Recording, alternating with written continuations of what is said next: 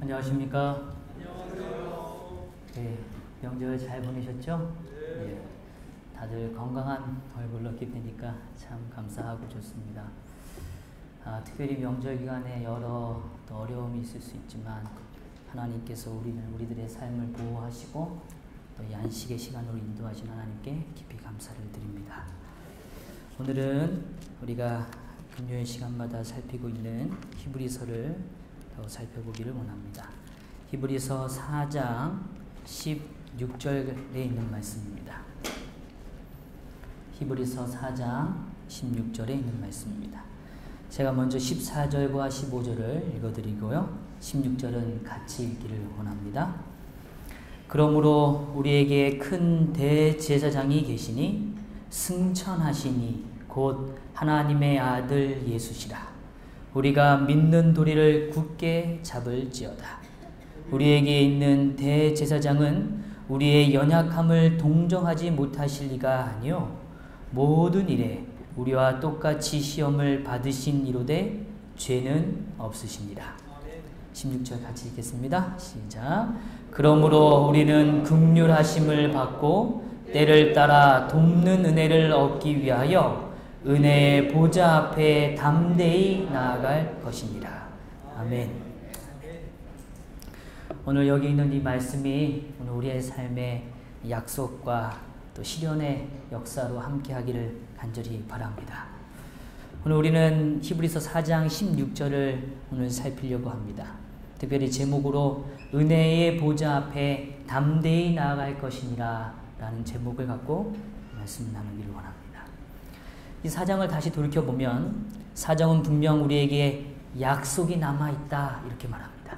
뭐가 남아있다고요? 약속이요. 오늘 우리의 삶에 오늘 우리가 하늘에 이르기까지 하나님께서는 여전히 우리에게 허락하시는 것이 있습니다. 그것이 무엇인가 하면 약속입니다. 누구의 약속이요? 하나님의 약속입니다. 예수님의 삶으로 변함없이 성취되었고 또 이루어질 것을 보여주신 약속이 오늘 우리에게 남아있는 것입니다. 믿음과 결부시키지 않는다면 오늘 그 약속은 아무리 소중하고 귀하다 할지라도 어떤 의미도 없다. 이렇게 성경은 분명히 말해줍니다. 우리에게 이 약속을 주셨다 이야기하면서 오늘 사도 바울은 4장을 통하여 우리가 누릴 약속은 어딘가? 참된 안식이 남아있다 이렇게 이야기합니다. 안식에 이르는 자에게 주시는 하나님에 대한 특별한 섭리를 우리는 이 히브리서 4장을 통하여 확인하게 되었습니다. 이 히브리서 4장은 특별히 안식을 주신다 이렇게 말씀하신 다음에 이 안식에 이르기 위하여 하나님께서 특별히 사도 바울을 통하여 우리에게 가르쳐 주시는 세 가지가 등장합니다. 그 세 가지를 우리가 앞의 시간을 통하여 이미 두 가지를 확인했습니다. 첫 번째는 오늘 13절, 12절과 13절에 언급되어진 하나님의 말씀입니다. 첫 번째 뭐라고요? 하나님의 말씀입니다. 내가 정말 안식에 이르길 원한다 생각한다면 오늘 이 안식을 맞이할 때 우리의 마음속에 말씀이 살아있어야 합니다.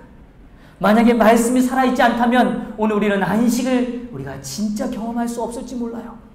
오늘 우리의 마음속에 무엇이 살아있어야 된다고요? 하나님의 말씀이 살아있어야 합니다. 두 번째로 오늘 우리는 소유하고 있는 것을 성경은 말해줍니다. 우리가 소유하고 있는 것이 무엇이라고요? 큰 대제사장이다 라고 말합니다. 우리가 소유하고 있는 것이 무엇이라고요? 큰 대제사장이다 이렇게 말씀드렸습니다.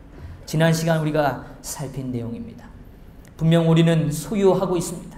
대제사장 승천하시니 바로 예수를 오늘 우리는 소유하고 있다고 성경은 이야기해 주고 있습니다. 오늘 그와 더불어서 오늘 사도 바울은 그러므로 라고 이 세 번째 이야기를 전달하고 있습니다. 이 세 번째 이야기를 이야기 전에 다시 한번 우리는 대제사장, 큰 대제사장이 어떤 삶을 우리에게 원하시는가에 대하여 다시 한번 좀 정리해 보기를 원해요. 네 가지를 제가 말씀드렸습니다. 오늘 우리가 사랑하고 우리와 함께 있길 원하시는 그 대제사장은 오늘 우리와 사귐을 원하신다 라고 말씀드렸어요. 어떠세요? 지난 한 주를 지내시면서 우리 대제사장 되시는 예수님과 깊은 사귐의 시간을 좀 많이 가지셨어요? 제가 질문을 드리면 표정들이 굳어지시는 예.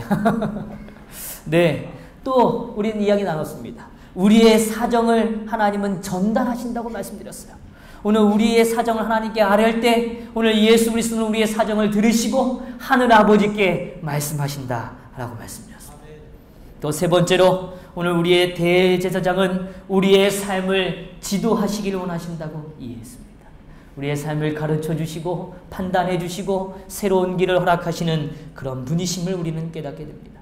네 번째로 대제사장은 우리의 슬픔을 위로하시는 분이라고 이야기 드렸습니다. 이 네 가지가 정말 우리의 삶에 경험되기를 바랍니다. 그래서 이걸 경험되기 위해서 우리가 할 수 있는 우리의 삶의 실천 과제를 하나 나눠드렸죠. 그것은 무엇인가 하면 믿는 도리를 뭐 하는 거예요? 굳게 잡는 것입니다. 믿는 도리라는 뜻이 뭐라고 그랬습니까? 믿는 도리. 네, 우리가 하나님 앞에 우리의 신앙을 뭐 하는 거라고요? 고백하는 것이라고 이야기했어요. 하나님, 오늘 이 안식일을 맞이하게 하시니 감사합니다.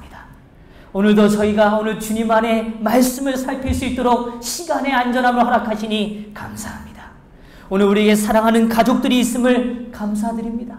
오늘 우리에게 이런 아름다운 공동체를 주시니 감사합니다. 그렇게 오늘 우리의 삶이 끊임없는 고백으로 가득 채워지게 되기를 간절히 바랍니다. 그것이 믿는 도리입니다. 믿는 도리란 어려운 것이 아닙니다. 오늘 우리의 입술을 열어 하나님의 능력과 인도하심을 고백하는 것입니다.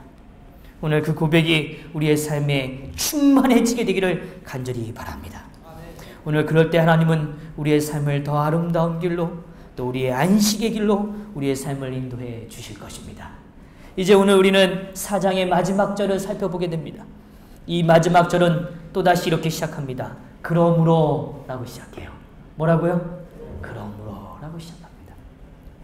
그런데 이 원어 성경에서는요, 그 다음에 이 표현에 보면 우리 한글 번역에서는 우리는 긍휼하심을 받고 때를 따라 돕는 은혜를 얻기 위하여 은혜의 보좌 앞에 담대히 나아갈 것이니라 이렇게 읽잖아요. 그런데 이 원어 성경에서는 이 문장의 구조가 순서가 좀 다릅니다. 가장 먼저 나오는 단어가 무엇일 것 같습니까? 한번 맞춰보시겠어요? 이 16절 가운데 그러므로 빼고입니다. 그러므로 빼고 가장 먼저 등장하는 단어가 무엇이라고 생각하십니까? 가장 중요하게 느껴지는. 네, 은혜의 보좌. 감사합니다. 은혜의 보좌. 예.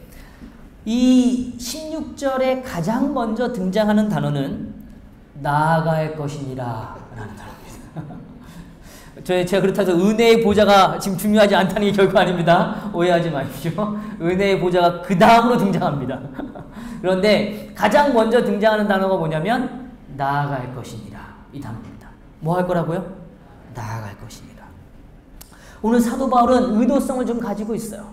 오늘 하나님의 말씀은 살아있고 그 다음에 능력이 있고 활력이 있고 오늘 우리의 삶의 혼과 영과 골수를 쪼개기에 충분하다고 설명하시고 또 그러므로 이야기한 다음에 오늘 우리의 큰 대제사장이 계시다 우리가 소유한다고 말씀하신 다음에 오늘 세 번째로 우리가 안식이 이룰 수 있는 가장 아름다운 비결 중에 하나인 것은 무엇이냐면 바로 나아가는 것입니다.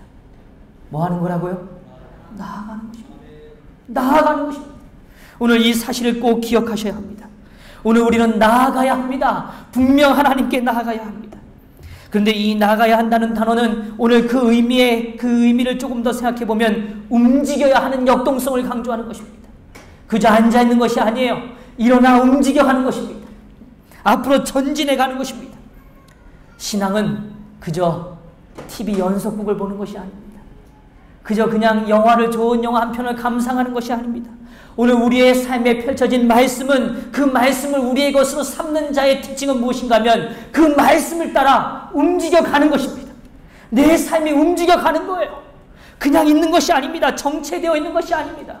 분명 변화를 하나님은 허락하기를 원하시는 것입니다. 오늘 저는 이런 질문을 드려봐요. 사람이 바뀔 수 있다고 믿으세요? 네, 한 5분 이렇게 읊조리셨어요. 한 5분 정도. 다시 여쭤보겠습니다. 사람이 바뀔 수 있다고 믿으십니까? 아멘. 아멘. 저는 믿고 싶어요. 그런데 오늘 말씀을 통하여 그 믿음이 확신이 되기를 좀 간절히 바랍니다. 분명 하나님은 우리의 삶에 변화를 허락하기를 원하십니다. 정말 변화를 주길 원하세요. 그런데 오늘 그 변화는 다른 것이 아닙니다. 오늘 본질적인 변화의 시작점은 무엇인가 하면 우리가 나아가는 것입니다. 뭐라고요? 우리가 나아가는 거라고요. 나아가는 것입니다. 오늘 이사야 41장 11절에 이렇게 표현합니다. 섬들아 내 앞에 잠잠하라. 민족들아 힘을 새롭게 하라. 가까이 나아오라.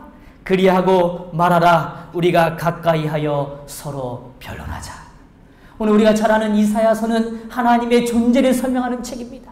하나님의 신되심이 어떤 거에 대하여 우리에게 말씀해 주는 책이에요. 근데 오늘 이사야 선지자는 분명하게 우리에게 설명합니다. 오늘 민족들아 힘을 새롭게 하라. 그리고 뭐 하라고요? 가까이 나아오라. 그리하고 말하라. 라고 표현합니다. 우리가 가까이 하여 서로 뭐 하자고요? 변론하자고요. 오늘 이사야에서 말씀하시는 말씀 우린 잘 알죠? 너희가 가까이 나와 서로 변론하자. 너희 죄가 뭐 할지라도요. 죽음같이 붉을지라도 내가 너희를 깨끗게 하겠다. 희게 하겠다. 주님은 말씀하고 계시는 것입니다. 야고보서 4장 8절도 역시 마찬가지입니다. 하나님을 가까이 하라. 그리하면 너희를 가까이 하시리라. 죄인들아 손을 깨끗이 하라. 두 마음을 품은 자들아 마음을 성결케 하라. 라고 선언하십니다. 오늘 그런 의미에서 오늘 이 히브리서 4장 16절에 등장하는 나아갈 것이라는 단어의 특징은 무엇인가 하면 그 의미가 가까이 가는 데 있습니다. 뭐 하는 데 있다고요? 가까이 가는 데 있어요. 조금 더 가까워지는 데 있어요. 그 가까워짐을 경험하는 것입니다. 저는 이 말씀을 준비하면서 이런 생각이 들었어요. 제 주변에 가까이 있는 것이 무엇일까? 이런 생각을 좀 해봤습니다. 근데 제가 명절이 보내면서요, 우리 성도님들은 어떻게 보내셨는지 잘 모르겠는데, 제가 이제 주문진에 내려가서 부모님과 이렇게 명절을 보냈는데, 솔직하게 좀 고백하려고 합니다. 갔는데요, 뭐랑 가까워지냐면, 리모컨과 가까워지더라고요.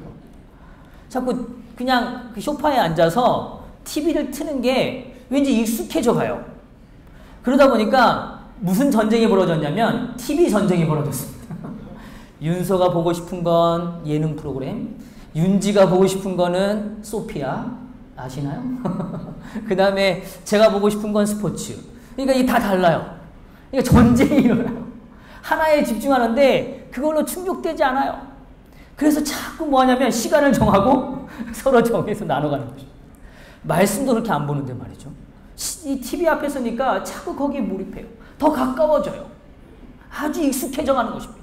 처음에는 제가 집에 내려갔는데요. 저희 집의 TV가 제가 서울에 있는 TV랑 방식이 좀 달라요. 그러니까 익숙하지가 않아요. 채널 돌리는 것도 익숙하지가 않고. 윤서인지도 마찬가지예요. 그런데 한 이틀만 지나고 나니까요. 정말 익숙해집니다. 바로바로 한 3번 클릭하면, 3번 이렇게 버튼을 누르면 원하는 지점까지 가요. 굉장히 익숙해지는 것입니다. 오늘 전 조금 더 구체적으로 우리 삶에 적용해 보기를 원해요. 오늘 우리의 삶과 가까워져 있는 것이 무엇입니까?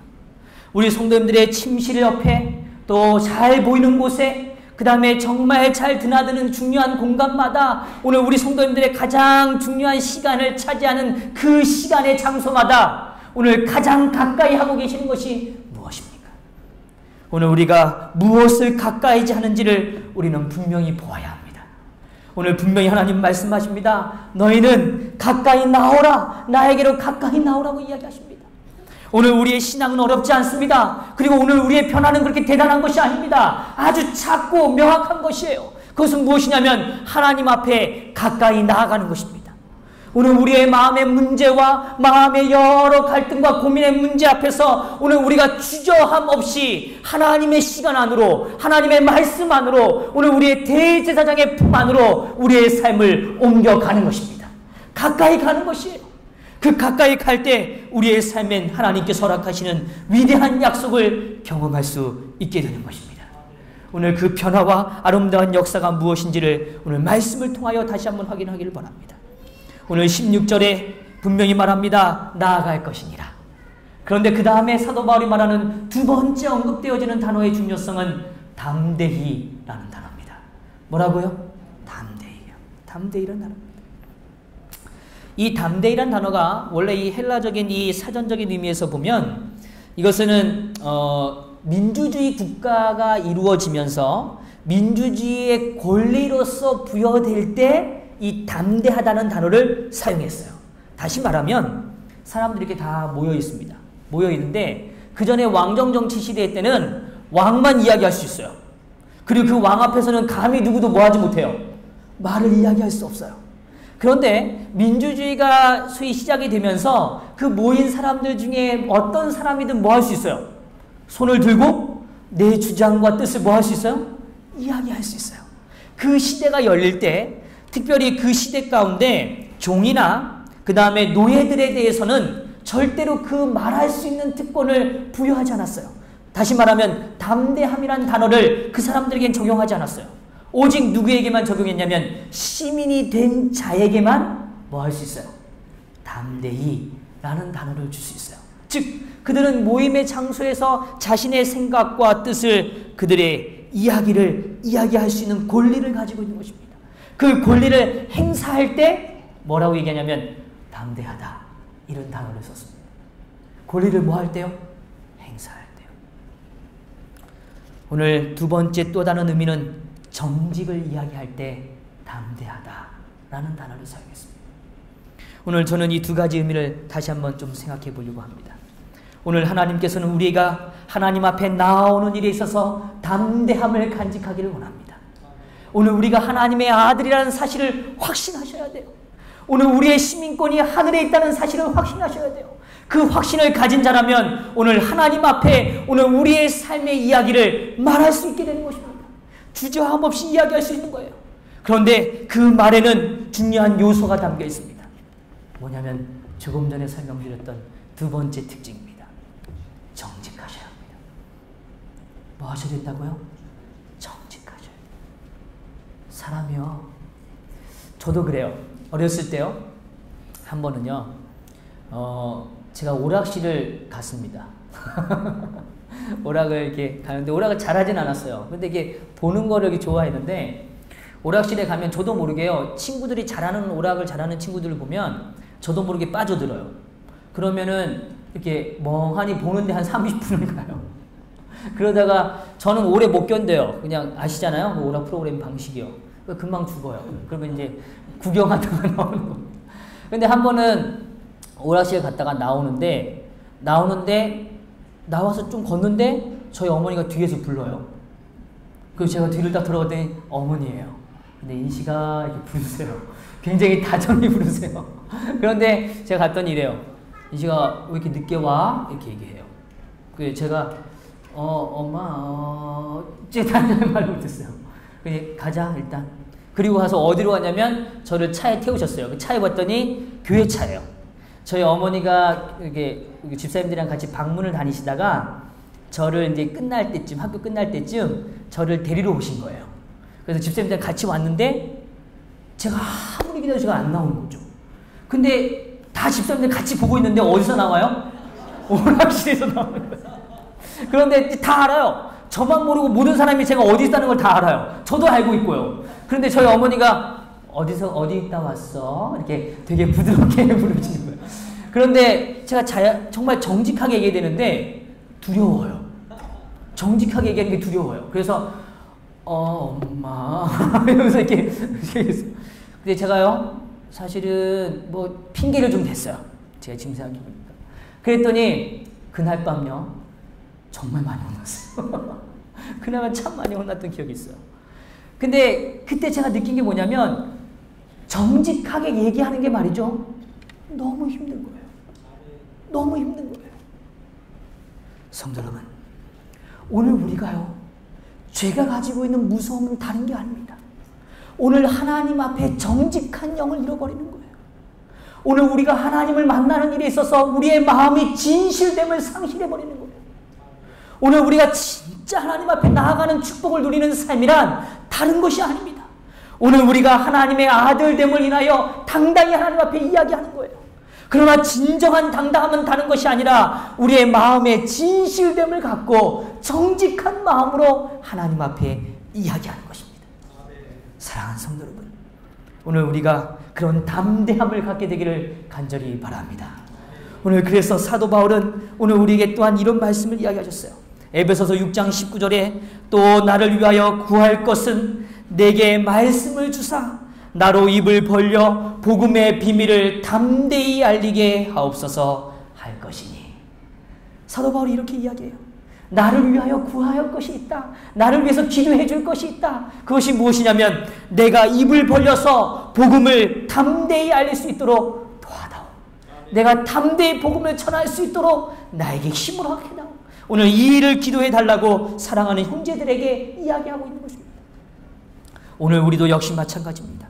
오늘 우리의 사랑하는 형제들에게 서로를 위하여 담대함을 위하여 기도해야 합니다. 오늘 우리의 삶이 정말 하나님 앞에서 정직하고 오늘 우리의 삶이 진짜 하나님됨을 인하여 하나님이 하나님 되심을 고백할 수 있는 아름다운 고백을 위하여 담대함을 간직하기 위하여 서로를 위하여 기도할 수 있는 삶이 되기를 간절히 바랍니다. 오늘 우리는 이 시대의 겁쟁이가 될 수 있어요. 이 시대의 영적 겁쟁이로 전락할 수 있다는 것입니다. 오늘 우리는 죄와 가까워질 때, 오늘 하나님과 멀어질 때 우리는 진실됨에 오늘 담대함을 잃어버릴 수 있습니다. 오늘 우리의 삶이 거룩함의 담대함을 상실할 수 있다는 것입니다. 오늘 인간적인 담대함을 사도 바울은 가지고 있었어요. 그러나 오늘 그 담대함을 하나님은 멈춰 세우십니다. 다메섹 도상에서 그가 자기를 오늘 반대하는 사람들을 죽이기 위하여 오늘 예수를 핍박하기 위하여 그는 가는 그 담대함을 가지고 있었던 사람입니다. 그러나 오늘 하나님은 그의 인생을 멈추게 하시고 오늘 에베소서에 표현하는 것처럼 오늘 사도 바울이 다시금 그의 삶에 진정한 담대함을 갖기 위하여 간구하는 것처럼 오늘 그의 삶의 아름다움, 그것은 하나님을 하나님됨으로 고백하고 오늘 우리의 삶이 어떠한 상황일지라도 하나님 안에서 정직한 담대함을 갖는 그런 아름다운 삶이 되기를 간절히 바랍니다. 오늘 우리의 성도님들의 기도가 진실되시길 바랍니다. 오늘 기도는 아무도 듣는 사람이 없어요. 그러나 하나님은 분명히 들으십니다. 그 하나님 앞에 우리의 마음이 가감없이 온전히 하나님 앞에 드려지게 되기를 간절히 바랍니다. 오늘 여호수아 1장 6절에 이렇게 말합니다. 마음을 강하게 하라, 담대히 하라. 너는 이 백성으로 내가 그 조상에게 맹세하여 주리라 한 땅을 얻게 하리라. 하나님은 우리에게 약속을 성취하시기를 원하십니다. 오늘 그 일을 위하여 오늘 우리의 삶에 하나님이 허락하시는 일이 있습니다. 그것은 마음을 뭐하게 하는 거예요? 강하게 하는 것입니다. 담대히 하는 것입니다. 여호수아 1장 7절 또한 말씀해 주십니다. 오직 너는 마음을 강하게 하고 극히 담대히 하여 나의 종 모세가 내게 명한 율법을 다 지켜 행하고 좌로나 우로나 치우치지 말라. 그리하면 어디로 가든지 형통하리니. 오늘 우리의 삶을 하나님은 인도하시길 원하십니다. 그런데 오늘 우리의 삶이 정말 하나님 안에서 안식을 누리시길 원하신다면 오늘 우리의 삶은 가까워져야 해요. 누구를요? 그 하나님을 가까워진다는 것은 다른 것이 아닙니다. 우리의 마음의 진실됨이 더 진실되어져 가는 것입니다. 오늘 우리의 마음에 거추장스럽고 우리의 마음을 가두었던 여러 가지 장애들로부터 더 정직하게, 더 진실되게 하나님을 앞으로 나아가는 것입니다. 오늘 이러한 삶을 향하여 허락되어지는 담대함, 그 담대함은 분명한 목적을 향하고 있습니다. 오늘 다시 한번 이 히브리서 4장 16절을 좀 보기를 원합니다. 오늘 이렇게 표현합니다. 그러므로 우리는 긍휼하심을 받고 때를 따라 돕는 은혜를 얻기 위하여 은혜의 보좌 앞에 담대히 나아갈 것이니라. 어디 앞이요? 은혜의 보좌 앞입니다. 한번 따라해 볼까요? 은혜의 보좌 앞에 담대히 나아갈 것이니라. 오늘 우리가 도달해야 되는 목적지가 있습니다. 우리의 인생의 어떠한 순간일지라도 어떠한 삶의 자리일지라도 오늘 우리의 삶을 새롭게 하시는 하나님의 능력의 역사를 맛볼 수 있는 위대한 장소가 있습니다. 그것은 바로 은혜의 보좌 앞입니다. 어디라고요? 은혜의 보좌 앞입니다. 오늘 저는 이 보좌라는 단어를 조금만 더 이해해 보기를 원합니다. 이 보좌라는 단어는 이 원어적인 의미에서는 원래 이 자리를 상징해요. 근데 이 자리는 그냥 이렇게 사람이 엉덩이만 걸칠 수 있는 자리를 말하는 게 아니고 이 보좌라는 단어는 발판이 있어야 합니다. 그래서 높은 곳에 있고 발판이 딱 마련된 곳을 보좌라고 얽었어요. 또 등받이도 있고 팔걸이도 있고 상상이 되시죠? 그래서 정말 왕좌, 거룩한 자리에 그런 의미를 갖고 있는 그런 의자, 그런 모습을 이야기합니다. 그런데 이 보좌는 성경상에서 오늘 제가 이 부분을 자세히 다 언급하지 못하는 걸 좀 이해하시고요. 빠르게 좀 설명을 드리면 성경에 등장하는 이 보좌는 세 가지를 상징해 줍니다. 첫 번째는 보좌에서는 하나님의 계시가 드러납니다. 이사야 6장에서 언급되었듯이 하나님의 보좌로부터 무엇이 계시되냐면 하나님의 계시가 드러나요. 하나님의 계시, 하나님의 목적, 하나님의 방향, 하나님의 행하시기를 원하시는 일이 드러나는 장소가 바로 하나님의 보좌입니다. 두 번째로 하나님의 보좌는 궁극적인 목표, 이상이 실현되는 장소입니다. 그래서 하나님의 말씀이 선포될 뿐만 아니라 그것이 이루어지는, 성취되어지는 장소가 바로 어딘가 하면 하나님의 보좌입니다. 그래서 하나님께서 말씀하시는 것이 법이 되어지고 하나님께서 선언하시는 것이 그대로 이루어지는 것입니다. 그것이 바로 오늘 이 보좌가 가지고 있는 하나님의 특별한 상징성입니다. 세 번째로 보좌는 창조주의 능력이 드러나는 장소입니다. 하나님의 능력이 표현되는 장소예요.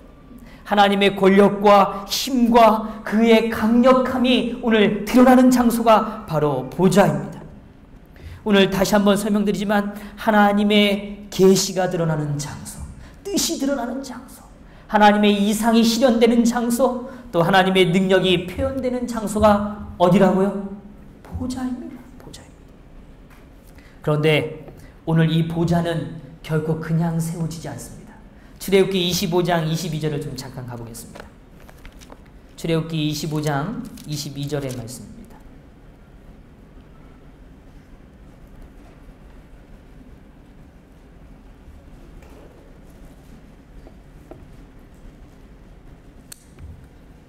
출애굽기 25장 21절부터 제가 읽어드릴게요.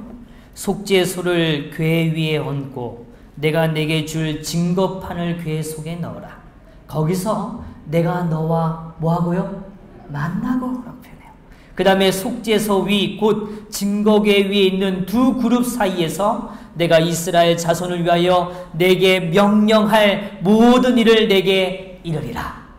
하나님의 말씀이 선포되어지고 하나님의 계시가 드러나고 하나님의 능력이 선언되어지는 장소가 어디라고요? 보좌입니다. 바로 이곳이에요. 그런데 이 보좌에는 하나님의 속죄소 아래에는 무엇이냐면 증거궤가 있어요. 하나님의 언약이 있는 것입니다. 하나님의 말씀이 있는 것입니다. 하나님의 언약이 있는 곳이 바로 보좌입니다. 하나님의 통치의 사상이 담겨있고 통치의 뜻이 담겨있는 곳이 어디라고요? 보좌입니다. 그래서 오늘 우리는 분명히 이해해야 합니다. 오늘 히브리서 4장 16절에는 분명히 은혜의 보좌라고 이야기하지만 그 보좌라는 의미 속에는 하나님의 말씀과 하나님의 뜻과 하나님의 이상이 분명히 담겨 있다는 것입니다. 오늘 우리는 이렇게 이해할 수 있어요. 구약시대는 율법의 보좌이고 신약시대는 은혜의 보좌, 이렇게 구분하는 사람들이 있습니다. 그러나 결코 그렇지 않습니다. 오늘 하나님의 보좌는 율법의 보좌 위에 은혜의 보좌를 형성하시는 것입니다. 하나님의 율법은 절대 변함이 없습니다. 그 율법은 여전히 오늘 우리의 삶의 뜻이고 이상이고 여전히 실현되어지는 하나님의 능력의 상징으로 나타나 있는 것입니다. 그래서 오늘 출애굽기 17장 16절에는 또 다른 하나의 표현을 우리 앞에 선언해 줍니다. 다시 한번 또 가보시죠. 출애굽기 17장 16절에 있는 말씀입니다. 출애굽기 17장 16절. 제가 14절부터 읽어드릴게요. 여호와께서 모세에게 이르시되 이것을 책에 기록하여 기념하게 하고 여호수아의 귀에 외워 들리라. 내가 아말렉을 없이 하여 천하에서 기억도 못하게 하리라. 모세가 제단을 쌓고 그 이름을 여호와 뭐라고요? 니시라 하고 16절 이르되 여호와께서 맹세하시기를 여호와가 아말렉과 더불어 대대로 싸우리라 하셨다 하였더라. 대대로 뭐 하셔요? 싸우리라. 오늘 대대로 승리의 자손으로, 오늘 승리의 증거로 깃발을 오늘 꼽으시겠다는 하나님의 선언이 담겨있는 표현입니다. 그런데 오늘 이 표현 가운데 16절 전반부에 다시 한번 좀 주목해보면 이르되 여호와께서 맹세하시기를이라고 표현해요. 근데 이 부분에 대하여 숫자가, 작은 숫자가 써있죠. 성경마다 다 그렇게 써있으시죠? 그 숫자를 밑으로 내려가 보시면, 성경의 맨 아랫단으로 내려가 보시면 그 숫자와 연결된 표현이 이렇게 표현합니다.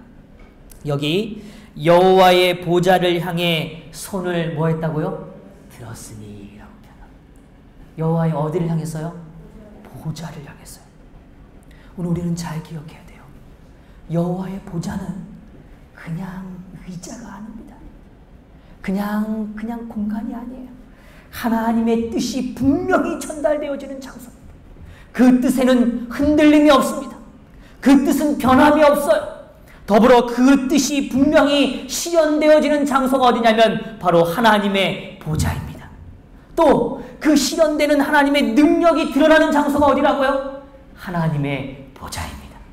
오늘 그리하여 오늘 우리의 삶을 쳐들어오는, 오늘 우리의 삶을 대항하는 하나님과 대치되는 모든 세력을 하나님께서 깃발을 꽂으시고 그 승리의 깃발을 결코 내리지 않으시는 하나님의 역사의 주인이 되어주시고 그 증거가 되어지신 장소가 어디라고요?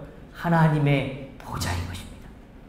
오늘 그런 의미에서 우리가 바라보고 우리가 가까이 가야 되는 장소는 다른 곳이 아니라 하나님의 뜻이 오늘 우리에게 전달되어지는 장소고, 하나님의 능력이 우리의 삶을 새롭게 하는 장소고, 하나님의 이상이 실현되는 장소임을 우리는 꼭 기억해야 합니다. 그런데요, 오늘 우리의 힘으로는 그곳을 나아갔다가는 우리는 결국 죽음을 맛볼 수밖에 없습니다. 오늘 우리는 죄인이기 때문에 그 아름다운 하나님의 보좌를 나아갈 때 그 율법에 빛나는 영광을 우리는 도저히 우리의 시선으로는 감당할 수 없다는 사실입니다. 그래서 오늘 히브리서는 이렇게 말합니다. 그 보좌를 나아가기 위하여 오늘 한 단어를 우리 앞에 명확하게 이야기해줘요. 어떤 보좌라고요?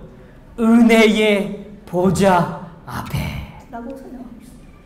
하나님의 능력이 임하고 하나님의 뜻이 실현되어지고 하나님의 이상이 우리 앞에 펼쳐지어지는 그 아름다운 역사의 장소에 오늘 하나님의 은혜가 있기 때문에 오늘 우리는 그곳에 머물게 되는 것입니다. 오늘 그런 의미에서 저는 시편 103편을 좀 가서 살펴보기를 원해요. 시편 103편에 있는 말씀입니다. 오늘 이 시편 103편이 좀 길지만 제가 좀 차분히 읽어드리려고 해요. 내 영혼아 여호와를 송축하라. 내 속에 있는 것들아 다 그의 거룩한 이름을 송축하라. 내 영혼아 여호와를 송축하며 그의 모든 은택을 잊지 말지어다. 하나님의 은혜를 잊지 말지어다. 하나님의 인도하심을 잊지 말지어다. 그가 내 모든 죄악을 뭐 하시며요? 사하시며 내 모든 병을 고치시며 내 생명을 파멸해서 속량하시고 인자와 긍휼로 관을 씌우시며 좋은 것으로 내 소원을 만족하게 하사 내 청춘을 독수리같이 새롭게 하시는도다. 아멘. 여호와께서 공의로운 일을 행하시며 억압당하는 모든 자를 위하여 심판하시는도다. 그의 행위를 모세에게 그의 행사를 이스라엘 자손에게 알리셨도다. 여호와는 뭐가 많으시고요? 긍휼이 많으시고요. 이 단어를 잘 기억해 두세요. 또 뭐 하시면서요? 은혜로우시며 노하기를 더디하시고 인자하심이 풍부하시도다. 자주 경책하지 아니하시며 노를 영원히 품지 아니하시는도다. 우리의 죄를 따라 우리를 처벌하지는 아니하시며 우리의 죄악을 따라 우리를 그대로 갚지는 아니하셨으니. 아멘. 이는 하늘이 땅에서 높음같이 그를 경외하는 자에게 그의 인자하심이 크심이로다. 동이 서에서 먼 것 같이 우리의 죄가를 우리에게서 어떻게 하셨어요? 멀리 옮기셨고 아버지가 자식을 긍휼히 여김같이 여호와께서는 자기를 경외하는 자를 긍휼히 여기시나니 이는 그가 우리의 체질을 아시며 우리가 단지 뭘 뿜을요? 먼지뿐임을 기억하십니다. 아멘. 인생은 그날이 풀과 같으며 그 영화가 들의 꽃과 같도다. 그것은 바람이 지나가면 없어지나니 그 있던 자리도 다 알지 못하거니와 여호와의 인자하심은 자기를 경외하는 자에게 영원부터 영원까지 이르며 그의 은은 자손의 자손에게까지 이르리니 곧 그의 언약을 지키고 그의 법도를 기억하여 행하는 자에게로다. 19절 같이 좀 읽겠습니다. 20절까지요. 시작. 여호와께서 그의 보좌를 하늘에 세우시고 그의 왕권으로 만유를 다스리시도다. 능력이 있어 여호와의 말씀을 행하며 그의 말씀의 소리를 듣는 여호와의 천사들이여 여호와를 송축하라. 그에게 수종들며 그의 뜻을 행하는 모든 천군이여 여호와를 송축하라. 여호와의 지으심을 받고 그가 다스리는 모든 곳에 있는 너희여 여호와를 송축하라. 내 영혼아 여호와를 송축하라. 아멘. 오늘 이 시편 103편의 아름다운 고백이 오늘 우리의 고백이 되기를 간절히 바랍니다. 오늘 하나님의 보좌는 바로 이런 것입니다. 오늘 우리의 죄가를 멀리 옮기시고 오늘 우리의 진토임을 기억하심으로 우리의 삶을 새롭게 아름답게 변화시키기를 원하시는 하나님의 그 통치의 능력이 우리의 삶에 임하는 순간이 바로 하나님의 은혜의 보좌 앞인 것입니다. 오늘 그 은혜의 보좌 앞으로 나아가십시다. 오늘 그 은혜의 보좌 앞이 오늘 우리의 삶의 변화의 장소임을 잊지 마십시다. 그래서 오늘 그 보좌에 나간다는 것은 오늘 우리의 삶의 겸손함이 필요하고 우리의 삶에 하나님의 뜻이 임하는 기대감이 필요하고 오늘 우리의 삶의 뜻이 임할 것에 대하여 변치 않는 하나님에 대한 흔들리지 않는 믿음이 필요한 것입니다. 오늘 그 아름다움을 우리가 간직하게 되기를 간절히 바랍니다. 오늘 주님은 분명히 말씀하십니다. 우리의 삶이 우리 주홍같이 붉은 죄라도 우리의 죄를 뭐 하신다고요? 깨끗게 하신다는 것입니다. 오늘 저는 27세기 시인의 존 던의 한 글을 좀 읽어드리려고 그래요. 생명책에는 순결한 동정녀 마리아의 이름 바로 뒤에 창녀 막달라 마리아의 이름이 기록되고 제 목숨을 건지기 위해 주님을 저주했던 베드로에 이어 바로 그리스도를 대적한 바울의 이름이 나온다. 생명책이란 한 단어 한 단어 한 줄 한 줄 차례대로 써나간 책이 아니라 전체가 한 면처럼 짜인 책이다. 전체가 뭐라고요? 하나라고요. 오늘 우리의 삶의 전체는 사실 다 은혜입니다. 전체는 다 은혜라고요. 오늘 우리의 삶의 어떤 것을 하나님 앞에 우리의 것이라고 주장할 수 있겠습니까? 오늘 우리의 삶의 선한 행동과 우리가 하나님 앞에 충성됐던 어떠한 모습이 도대체 하나님 앞에 우리가 자랑할 것이라고 이야기하겠습니까? 결코 우리는 주님 앞에 무엇 하나도 자랑할 수 없는 연약한 존재임을 깨달아야 합니다. 먼지임을 깨달아야 하는 거예요. 오늘 그러한 먼지 같은 우리의 존재가 거대하고 위대하신 하나님의 보좌 앞에 우리가 무릎을 꿇음으로 오늘 우리가 기도를 드림으로 하나님의 이름을 부름으로 도달할 수 있다는 그 아름다운 고백이 오늘 우리에게 주시는 위대한 복의 의미를 경험하시게 되기를 간절히 바랍니다. 오늘 이 시간 우리는 하나님의 보좌 앞에 나아갈 수 있어요. 그 거대하고 위대하신 하나님의 우주를 통치하시고 창조하신 그 위대한 손길 앞에 우리의 인생을 맡길 수 있단 말입니다. 그 일은 여전히 우리의 삶에 은혜가 있기 때문입니다. 하나님의 은혜가 있기 때문이에요. 리처드 니버라는 한 학자는 이렇게 이야기합니다. 기독교의 위대한 개혁은 여태 몰랐던 것을 새로 찾아서 이루어지는 것이 아니다. 다시요. 기독교의 위대한 개혁은 지금까지 몰랐던 것을 찾아서 회복하는 것이 아니라는 거예요. 찾아서 발견하는 것이 아니라는 것입니다. 그것은 이미 있는 것을 전혀 다르게 보는 이가 있을 때 발생되는 것이다. 이미 뭐한 것을요? 있는 것을. 성도 여러분, 우리는 돌아가서 생각해 봐야 해요. 오늘 이 밤 잠들기 전에 하나님께서 오늘 우리의 삶을 얼마나 은혜로 이끄셨는지를 꼭 기억하시게 되기를 바랍니다. 오늘 그것을 묵상하고 고백하고 오늘 주님 앞에 나아가는 자들은 결코 안식과 멀어지지 않을 것입니다. 그러나 오늘 이 땅에서 오늘 우리의 삶의 불평과 불만과 분노와 시기와 질투의 마음을 우리가 간직하고 하나님 앞에 정직하지 못한 우리의 삶을 끊임없이 붙들고 살아가는 삶은 결코 우리의 삶에 안식이 이르지 아니할 것입니다. 오늘 주님의 말씀은 말씀하셨습니다. 분명히 너희는 나를 가까이 하라고 설명하셨습니다. 오늘 하나님 앞에 나아가게 되기를 간절히 바랍니다. 은혜의 보좌는 곧 은혜의 나라를 나타낸다. 왜냐하면 보좌가 있다는 것은 나라가 있다는 것을 의미하기 때문이다. 그리고 그리스도께서는 여러 가지 비유에서 천국이란 말을 많이 사용하셨는데 그것은 사람의 마음 가운데서 역사하시는 하나님의 은혜를 가리키는 것이다. 하나님께서 오늘 우리 성도님들의 마음속에 역사하고 계세요. 내가 죄인이라는 걸 깨닫는 건 하나님께서 역사하시는 가장 위대한 은혜의 증거입니다. 오늘 우리가 여전히 진토 같은 그렇게 우리의 힘으로는 도저히 변화될 수 없는 연약한 인간이라는 걸 고백하는 건 하나님께서 오늘 우리의 삶에 은혜를 허락하시는 지점입니다. 오늘 우리의 삶에 그 은혜의 지점이 기억되어지고 깨달아지게 되기를 간절히 바랍니다. 원래 이 은혜라는 단어가요, 어원적인 의미에서는 기쁘다, 즐겁다 그런 의미가 있대요.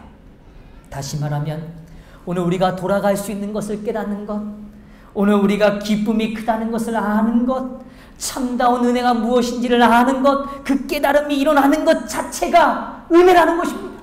왜냐하면 그것은 너무나 감동적이고 너무나 기쁘고 너무나 크기 때문에 그런 것입니다. 오늘 우리에게 사계절을 허락하시고 때마다 오늘 우리의 필요를 채우시기 위하여 역사하시는 하나님의 손길을 한번 묵상해 보십시오. 그것이 오늘 우리에게 얼마나 큰 은혜인지를 우리는 부인할 수 없다는 것을 고백하게 되는 것입니다. 여기 이렇게 표현했어요. 하나님의 나라의 참 성격을 나타내주고 당신의 고민과 죽음을 미리 가르쳐주는 구주의 말씀에 유의하지 못하도록 만드는 것은, 그렇지 못하게 만드는 것은 그들의 마음의 교만과 세속적 영화에 대한 갈등 때문이다. 우리의 마음의 교만과 뭐요? 세속적 영화에 대한 갈등 때문이다.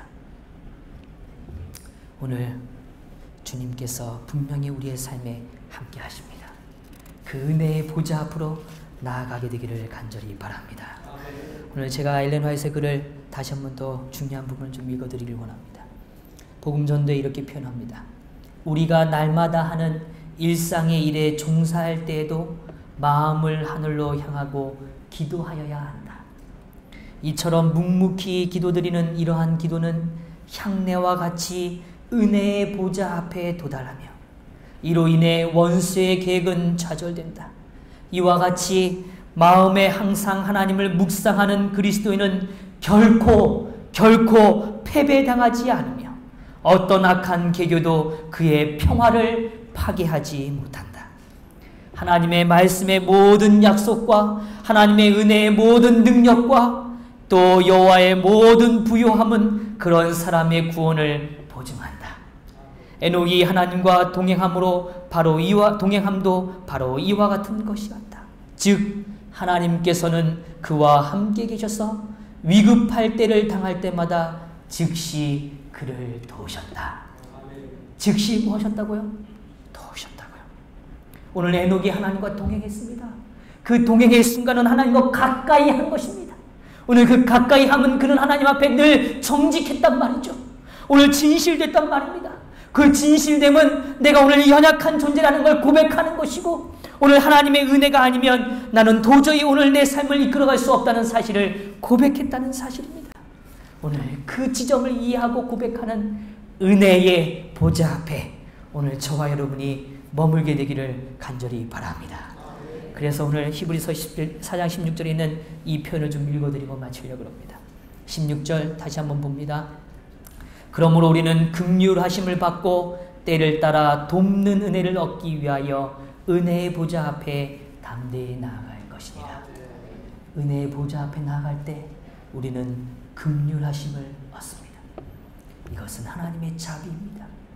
죄를 해결하시는 하나님의 능력입니다. 또 때를 따라 돕는 은혜를 얻습니다. 가장 필요할 때 우리를 가장 잘 아시는 분께서 오늘 우리의 삶의 안식을 회복하기 위하여 가장 적절한 말씀을 우리에게 허락해 주실 것입니다. 오늘 이 안식일 하나님 안에서 그 말씀을 발견하시고 또 그 말씀을 통하여 회복을 경험하시는 저와 여러분이 되기를 간절히 바라면서 말씀을 마치겠습니다.